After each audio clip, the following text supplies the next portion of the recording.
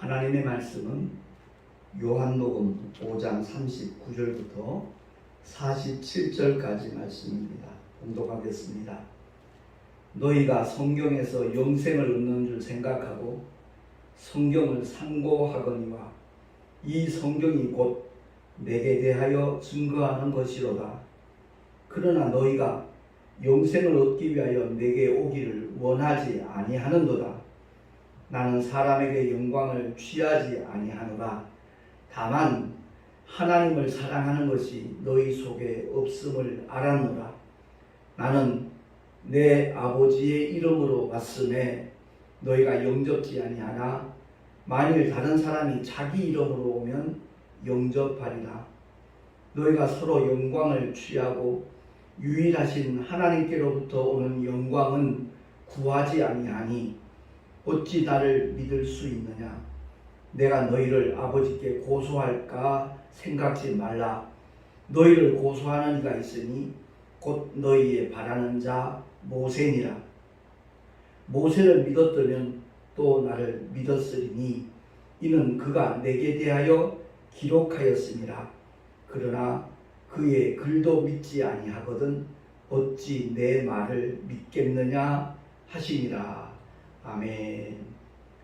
존귀하신 하나님 아버지 감사합니다. 오늘도 귀한 하나님의 진리의 말씀, 생명의 말씀을 우리에게 허락해 주심을 감사합니다.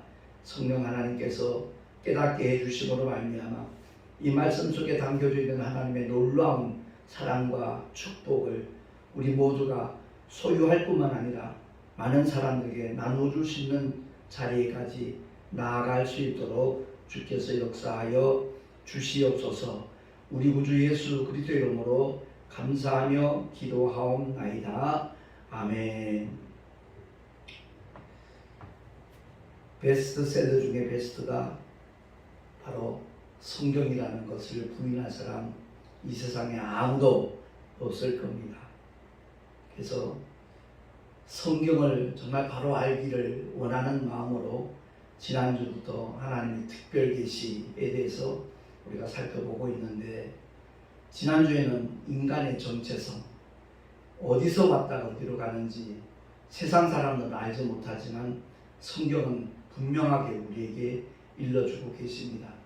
하나님의 형상대로 그 모양을 따라 지음받은 존재가 우리 사람들인데, 아담이 하나님의 계명을 불순종함으로 말미암아 하나님께서 허락하신 그 모든 왕적인 권세를 어둠의 세력 사탄에게 이양했다는 것을 성경을 통해서 우리가 깨닫게 되는 것입니다. 다시 말해서 아담의 불순종 때문에 세상에 죄가 들어왔고 우리 인생이 그 어둠의 권세 잡은 자 마귀 때문에 하나님의 영광을 보지 못하고 혼돈 속에 빠져 있다는 것을 성경은 우리에게 말씀을 하고 있습니다.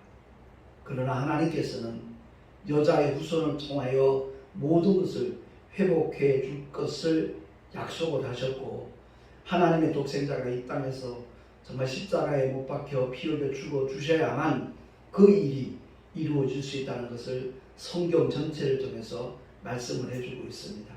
그래서 우리 인간의 정체성뿐만 아니라 과연 우리는 왜 존재하는가, 무엇을 위하여 살아갈 것인가, 어디를 향하여 나가야 될 것인가에 대해서 지난주에 대략적으로만 살펴봤습니다. 그런데 하나님의 특별 계시가 바로 성경이라고 했는데, 특별 계시라는 말은 굉장히 중요하다는 겁니다. 정말 하나님께서 반드시 인생들로 하여금 알아야 될 그런 내용들을 성경을 통해서 말씀하고 있는데, 하나님의 목적이 과연 무엇인가, 그것을 우린 바로 알아야 된다는 말씀입니다. 모든 책이 그 저자의 의도를 담고 있듯이 베스트셀러인 성경도 마찬가지입니다. 하나님께서 이 성경 속에 하나님의 의도를 담고 있다는 거죠. 그러니까 죄에 빠져서 허덕이는 인생들을 원수 마귀의 굴레로부터 완전히 해방시켜서 하나님의 품으로 돌아올 수 있도록 하기 위하여 하나님께서 내린 처방이 바로 예수 그리스도의 십자가의 죽음과 부활이라는 사실입니다. 그래서 구약 성경과 신약 성경으로 나눠져 있는데 우리 오늘날 믿음의 사람들이 분명히 알아야 될 내용이 있습니다. 그것은 다름이 아니라 구약은 하나님의 선민, 유대인, 이스라엘 백성들에게 계시하신 하나님의 말씀이고 하나님의 표도 그들에게 계시한 겁니다. 근데 목적이 분명히 있죠. 우리 모두가 다 선악과를 본 적도 없고 만진 적도 없고 따먹은 적이 없지만 아담 안에서 모두가 다 타락하고 영원히 꺼지지 않는 불못에서 형벌을 받을 수밖에 없는 존재라는 것을 먼저 하나님께서 깨닫게 하시는 겁니다. 그래서 그 선악과를 본 적 없고 따먹은 적 없지만 하나님께서 모세를 통하여 율법을 허락하신 이유가 바로 그겁니다. 율법의 크고 작은 계명 613가지 중에 그 어느 것 하나라도 저촉이 되면 그 사람은 지옥 형벌 면할 길이 없습니다. 왜? 죄값은 사망이니까. 그러니까 모든 인생들이 핑계치 못하도록 하나님께서 율법을 허락하셨다는 것을 구약을 통해서 우리는 깨달아야 되는 겁니다. 근데 우리는 하나님의 특별한 은혜 가운데 구원받은 하나님의 사람들이거든요. 다시 말해서 예수 그리스도의 십자가에 흘리신 보혈로 죄 사함을 받고 아들에게 맡기신 아버지의 이름, 그 예수 이름을 믿음으로 말미암아 하나님의 가족, 하나님의 자녀가 되는 권세까지 얻은 사람이 오늘날 현대를 살아가고 있는 크리스찬들입니다. 근데 우리가 왜 구약을 살펴봐야 되는 것인가? 하나님께서 어떻게 하나님의 독생자를 이 땅에 보내셨는가? 사실 구약을 다른 말로 표현하면 이스라엘의 역사라고도 볼 수 있지만 더 영적으로 보면 예수님께서 이 땅에 오실 통로로 하나님께서 선민을 통하여 역사하셨다, 일하셨다 하는 것을 우리가 알게 되는 겁니다. 그러니까 주님이 오늘 본문을 통해서 분명히 말씀하잖아요.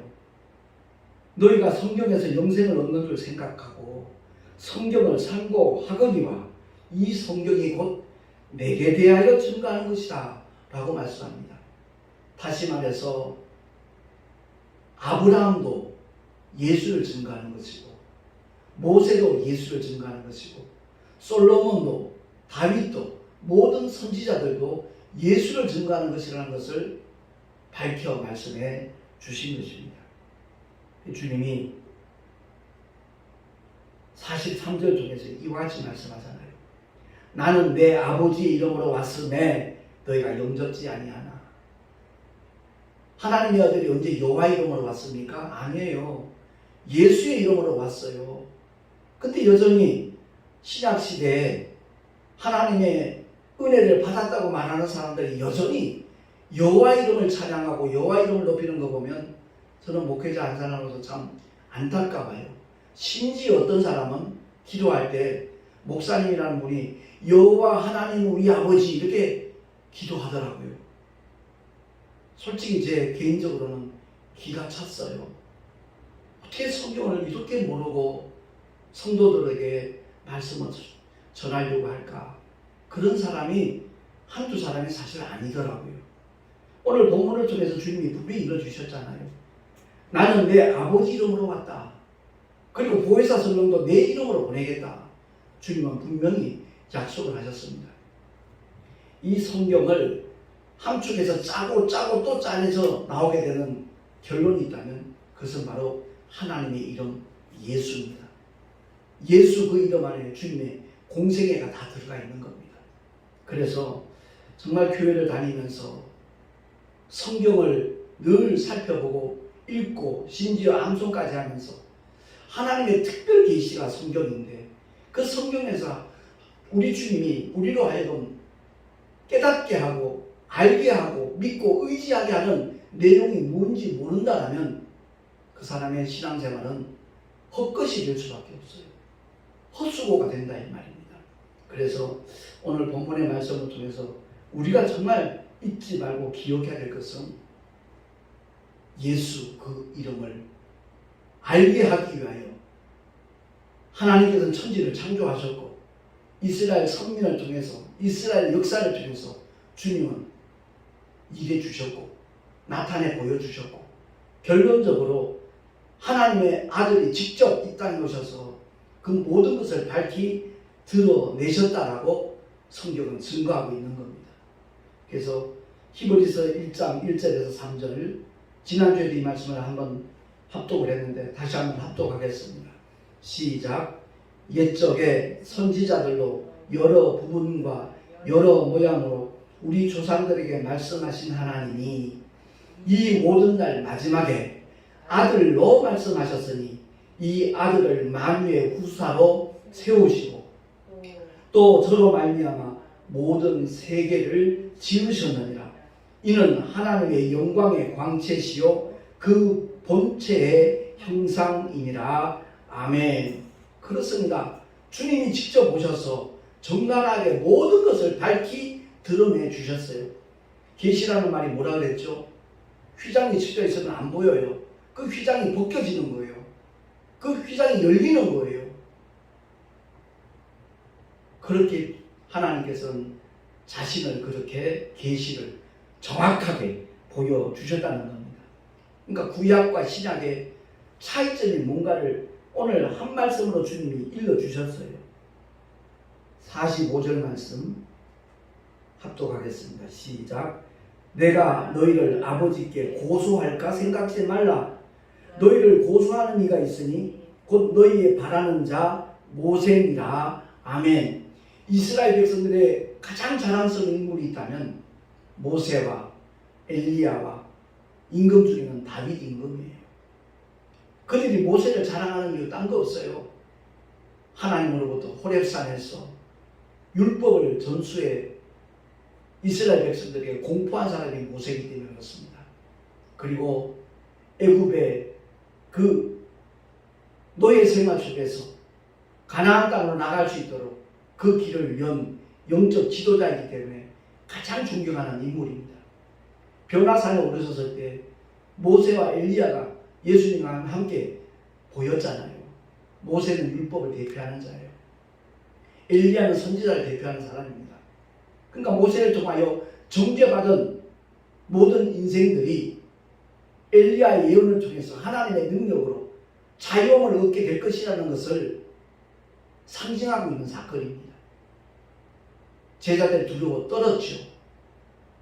세 제자가 두려워 떨었는데 너희는 저의 음성을 들으라 라는 하나님의 음성을 듣고 보니까 모세와 엘리야는 온데간 데 없습니다. 오직 예수만이 계시는 거예요.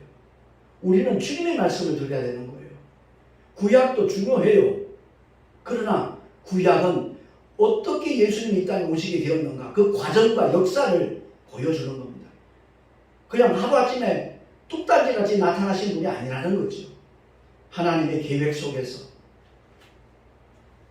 아버지의 영광을 위하여 마귀에게 정말 두려워 떨며 일평생 죽음이 무서워서 종로로 가는 인생들을 자유케 하기 위하여 하나님의 아들이 이 땅에 오신 목적은 히브리서 중에서 다른 거 말씀하지 않습니다. 죽음을 맛보시기 위해서. 왜? 죄값은 사망인데 영이신 하나님이 말씀이신 하나님이 죽으실 수 없으니까 말씀이 육신되어 오신 거예요. 2000년 전에 이 골고다 언덕에서 갈보리 언덕에서 주님이 몸이 찢기신 이유는 피 흘려 주시기 위해서 인류의 모든 죄를 사해 주시기 위하여 주님은 십자가로 올라가셨다는 사실을 우리 모두가 깨달을 수 있기를 바랍니다. 그러니까 하나님의 아들이 왜 오셨는가 그것을 알게 하기 위하여 성경은 기록한 거예요. 요한 1서를 보면 그 이름을 힘입어 우리에게 영생이 있음을 하나님의 생명이 와 있음을 알게 하기 위함이라고 했어요. 요한복음 20장 31절을 통해서도 성경을 기록한 목적이 무엇인가? 그 이름을 힘입어서 죄사함을 받고 구원을 받도록 하기 위함이라고 영원한 생명을 취할 수 있도록 하기 위해서 성경을 기록했다. 하나님의 특별 계시가 우리에게 주어졌다 하는 것을 성경은 말씀하고 있는 겁니다. 첫사람 아담이 그의 아내 시험에 드는 사람은 가장 사랑하는 사람 중에서 시험에 드는 경우가 굉장히 많아요. 내 살 중에 살, 내 뼈 중에 뼈인 하와, 아담은 그렇게 생각했잖아요. 근데 마귀는 그 선악과에 대한 하나님의 말씀을 하와가 직접 들은 적이 없잖아요. 자기 남편으로부터 전해 들은 거 아니에요. 그것을 틈탄 거예요. 혹시 내가 잘못 들었나? 내 남편이 말할 때 내가 잘못 알아들었나? 그것을 이용을 해서 선악과를 먹는 날에는 반드시 정령 죽으리라 하나님 말씀하셨지만 결단코 죽지 아니하니라. 정반대의 말로 하와를 유혹하잖아요. 그를 통해서 아담까지 넘어뜨리려고 마귀는 괴계를 부린 거죠. 결국 아담은 자기 아내가 따른 선악과를 먹고 말았습니다. 그래서 마귀의 괴계에 의해서 이 세상에 죄가 들어온 겁니다. 그래서 하나님은 선민 이스라엘 통해서 하나님의 독생자 인류의 구주를 메시아를 보내주실 것을 언약을 하셨고, 도무지 인간으로서 해결할 수 없는 죄와 사망의 그 큰 문제를, 여기서 말하는 사망은 영혼과 육체가 나뉘어지는 첫째 사망을 말하는 게 아니에요.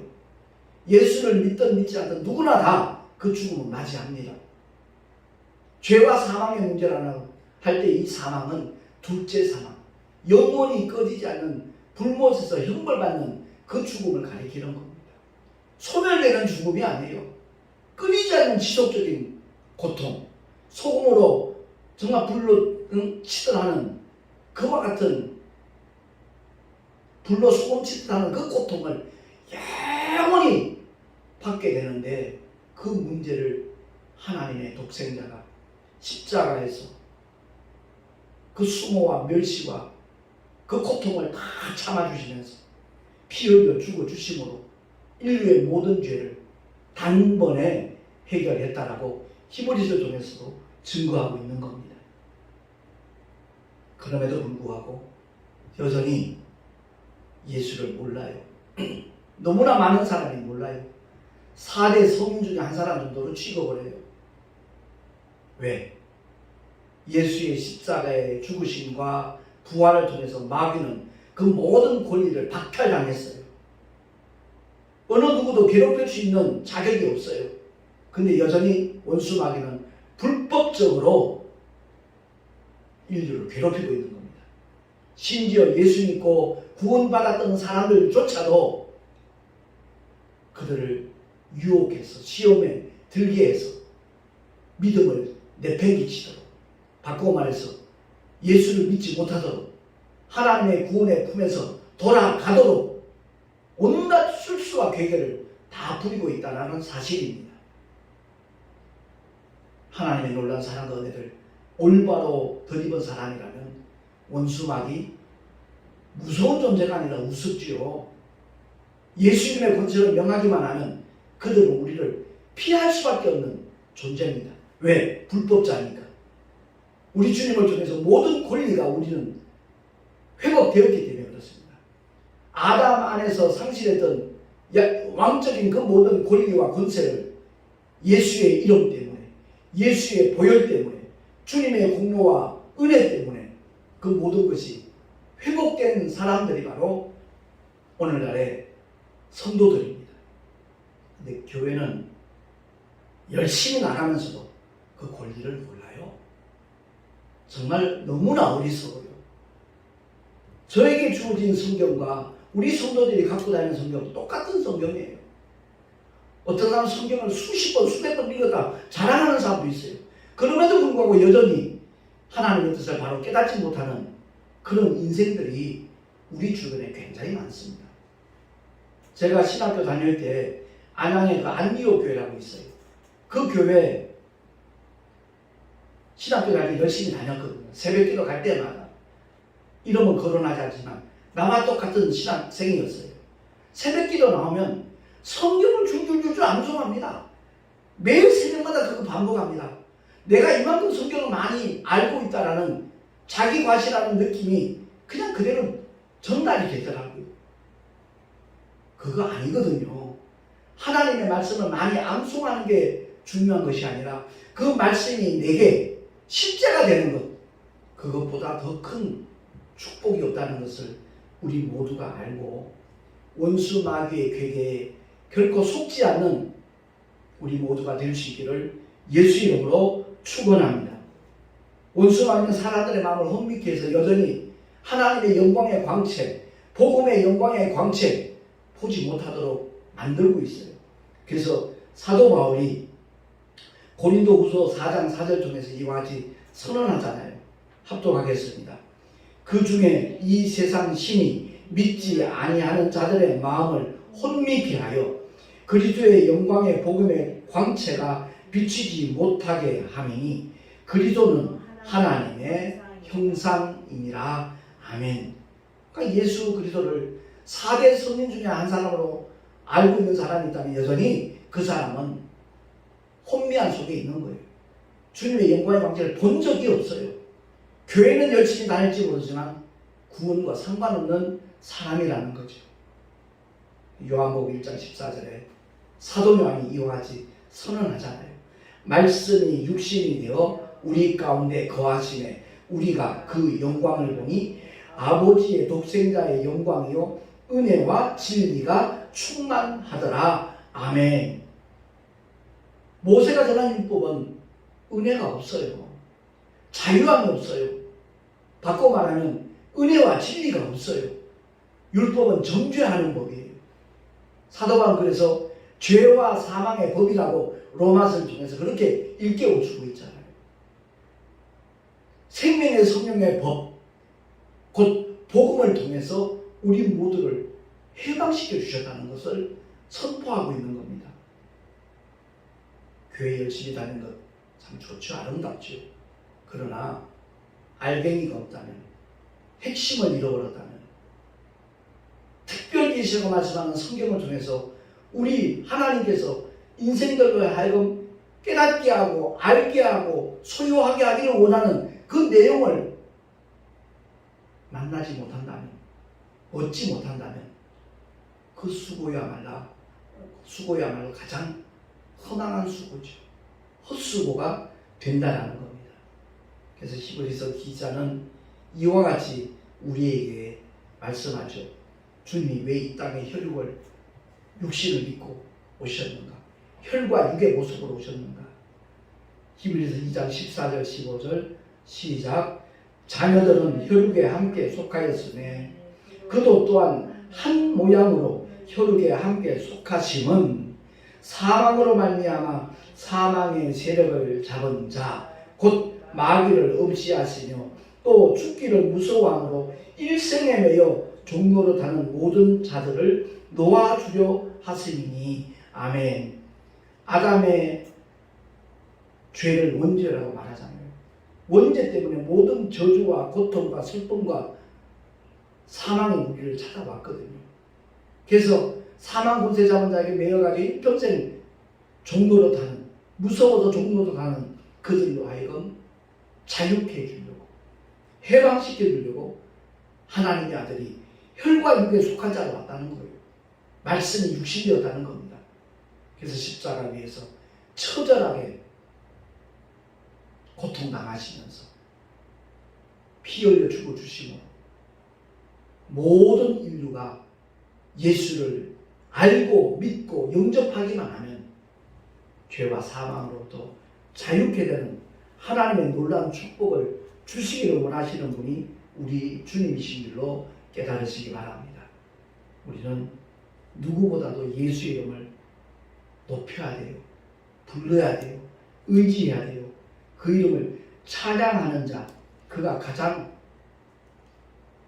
올바른 신앙생활하는 믿음의 사람이라는 것을 기억을 하고, 베드로 역시도 우리 인생들에게 깨닫게 하시잖아요. 베드로전서 2장 24절 말씀 한 목소리로 합독을 하겠습니다. 시작. 친히 나무에 달려 그 몸으로 우리 죄를 담당하셨으니 이는 우리로 죄에 대하여 죽고 의에 대하여 살게 하려 하심이라. 저가 채찍에 맞음으로 너희는 나음을 얻었나니. 아멘. 그러니까 우리가 예수 믿고 주님을 나의 구주로 영접하는 순간 주님이 우리를 위하여 대신 채찍에 맞아주신 그 은혜까지 누려야 돼요. 모든 연약함과 질병까지도 주님이 짊어지시고 담당하셨다라고 마태복음에 선언하고 있어요. 베드로도 다시 한번 우리에게 확답을 해주고 있잖아요.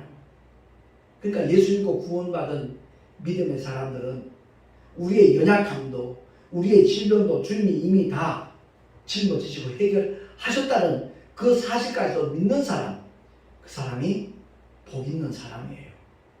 그렇습니다. 언젠가도 그런 표현을 했지만 내가 전기요금을 다 냈어요. 체납 없이 냈어요. 근데 한전에서 통보가 와요. 이달 말까지 전기요금 안 내면 전기 끊어버리겠다는 거예요. 그 고지서를 받았을 때 아 그래요? 또 낼게요. 그렇게 행동하는 사람이 있습니까? 바보가 아닌 다음에 영수증 가지고 찾아가서 호통을 치죠. 당신들 행정은 어떻게 하고 있냐고. 나는 분명히 돈을 냈는데 전기요금을 냈는데 전기를 끊는다고? 아마 야단을 칠 겁니다. 주님이 채찍에 맞으심으로 나의 연약함도 나의 모든 질병도 주님이 처리하셨어요. 이것까지 믿는 믿음의 주인공들이 될 수 있기를 예수 이름으로 축원합니다. 그럼에도 불구하고 환경 속에서 감염될 수도 있고 연약함이 바이러스가 침투할 수 있겠죠. 그때 우리가 해야 될 것은 바로 예수 이름으로 손 얹어 기도하는 거예요. 제가 처음 병든 사람 고친 체험이 주일학교 아이예요. 어린아이 4살, 5살밖에 안 된 어린아이였어요. 그 아이의 등에 종기가 수십 개, 아니 수백 개가 생겨요. 그 어머니가 배순옥 집사님이었는데 매일 병원 찾아가요. 피부과에 가서 짜내고 약 바르고 주사 맞고 그걸 반복하는 그런 고통스러운 현장이 있었는데 천안 예배 때마다 아들을 데리고 오는 거예요. 그래서 예배를 마치고 각자 자유롭게 기도하는 시간에 내가 강단에 올라서 무릎 꿇고 기도하다 말고 주님이 강한 감동을 주시는 거예요. 그 서옥찬이라는 아이에게 손 얹어 기도하라는 거예요. 그래서 내려가서 손을 얹어서 기도했어요. 정말 침을 튀기면서 기도했을 거예요. 잠든 아이인 줄 알았는데 예수 그리스도를 축복하며 기도합니다 하니까 그 어린 옥찬이가 아멘 그러는 거예요. 거짓말 같은 역사가 나타나더라고요. 그 다음 날부터 그 종기가 사그러들기 시작하는 거예요. 깨끗하게 낫더라. 그래서 그때부터 저는 갑자기 편두통이 찾아오면 내 머리에 내가 손을 얹어요. 왜? 하나님의 약속의 말씀이니까. 마가복음 16장 17절 이하의 말씀을 붙잡고 기도하면 거짓말 같은 일들이 반복해서 경험이 되는 거예요. 그래서 저는 기도할 때 가장 먼저 하나님을 높이지요. 내 죄를 토설하지요. 알게 모르게 지은 나를 인하여서 누군가가 상처받거나 오해하거나 고통받은 사람이 있다면 주님 용서해달라 기도하죠. 그러고 난 다음에 반드시 선포하는 기도가 나도 모르게 틈탄 더러운 저주받은 귀신들아 내가 예수 이름을 명한다. 꾸짖고 선포합니다. 그리고 난 다음에 아버지께 아뢰 내용들을 기도하는 거예요. 그렇습니다. 하나님의 특별 계시 성경 과연 무엇을 말하고 있는가? 지난주에는 우리 믿음의 사람들을 위해서 말씀을 전가하는 주의 종들이 무엇을 가르치며 무엇을 지키게 해야 될 것인가에 대해서 개요적인 말씀을 나눴는데 인간의 정체성을 알았다면 그 하나님께서 무엇을 약속했는지 깨달았다면 이제 하나하나 정말 말씀을 통해서 정말 주님이 이미 약속하셨고 보장하신 축복의 내용들이 어떤 것인가를 우리 알아가면서 하나님의 목적은 딱 하나예요. 마귀를 완전히 진멸하고 지금은 여전히 원수마귀는 활동하고 있어요. 근데 불법적으로 해요. 근데 영원히 꺼지지 않는 불과 6학년 던지는 순간이 와요. 그때까지는 원수마귀는 우리 성도들까지 속이면서 괴계를 부릴 겁니다. 그러니까 성경에 하나님 약속을 알면 그 괴계에 넘어가지 않는다는 거죠. 더러운 저주받은 귀신들 얼마든지 사람 속에 들어올 수 있어요. 목사님 몸속에 들어올 수 있어요.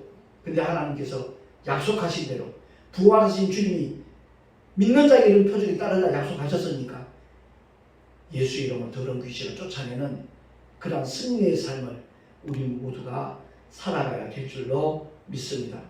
기도하겠습니다. 하나님 아버지 감사합니다.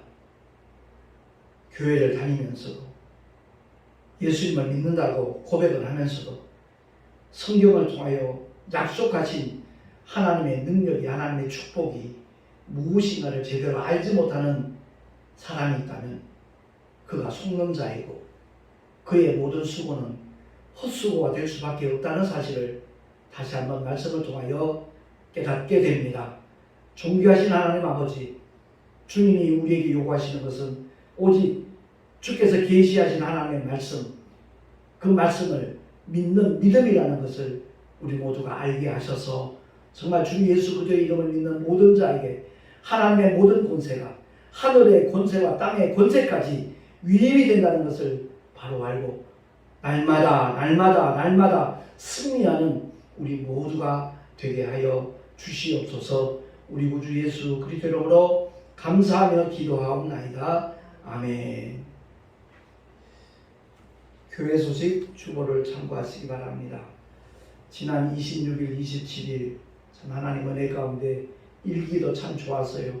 출발하기 전까지도 너무 폭염이 그냥 고통스러웠는데 이틀 동안 하나님께서 시원한 날씨 속에, 아주 맑은 날씨 속에 우리 교단 신부님들 교체 인사와 함께 단합대회와 또한 교육부 주관의 목회 세미나를 잘 마치고 왔습니다. 그 목회 세미나 강사로 수고해 주신 최변준 목사님 메시지 가운데 오늘날 목회자들이 어떤 함정에 빠지느냐, 그 성경 구절을 교인들에게 적용시키려고 그러지 본인들에게 적용시키지 않으려는 그런 모순이 있다. 그 말씀이 굉장히 공감이 되었습니다. 아무튼 주일 예배 시간을 정해서 하나님의 특별 계시, 성경에 대하여 연속으로 계속 메시지를 전할 겁니다. 위에서 기도해 주시고 내가 어떤 자세로 하나님의 말씀을 받아야 될 것인가 깨닫고 큰 은혜 받는 믿음의 주인공이 될 수 있기를 소망합니다. 드린 예물을 위하여 잠시 기도하고 축도로 예배를 마치겠습니다. 하나님 아버지, 11조와 여러가지 모양의 헌물 주님께 드렸습니다. 나를 구원하신 주님의 놀라운 사랑, 그 은혜에 정말 너무나 고맙고 감사한 마음을 적은 물질로라도 이렇게 표현을 하는 그 심령을 주님 기쁘시게 받아주시고 그 삶의 자리에서 우리 주님이 함께 하신 믿음의 증거들이 다양하고 풍성하고 지속적으로 나타나게 하여 주시옵소서. 하늘의 상급으로 쌓여지게 하시고 이 세상 살아가는 데 필요한 모든 것들을 주님께서 입마다 때마다 풍성하게 공급하여 주시옵소서. 오직 주의 영광을 위하여 쓰임받을 수 있는 예물이 되기를 소망하옵고 우리 구주 예수 그리스도 이름으로 감사하며 축복하며 기도하옵나이다. 아멘. 이제는 우리 구주 예수 그리스도의 크신 은혜와 하나님 아버지의 영원하신 사랑하심과 보혜사 성령 하나님의 내주력 동인도하시가 축복하시니 하나님의 특별 계시인 성경이 과연 무엇을 말씀하고 있는가 알기를 원하는 마음으로 예배에 동참한 하나님의 사람들 머리 위에 그 가정과 자녀들과 경영하는 모든 일들과 삶의 터전 위에 또한 주께서 피로 값주고 세우신 주님의 모든 교회들 위에 지금으로부터 영원토록 함께 있을지어다. 아멘.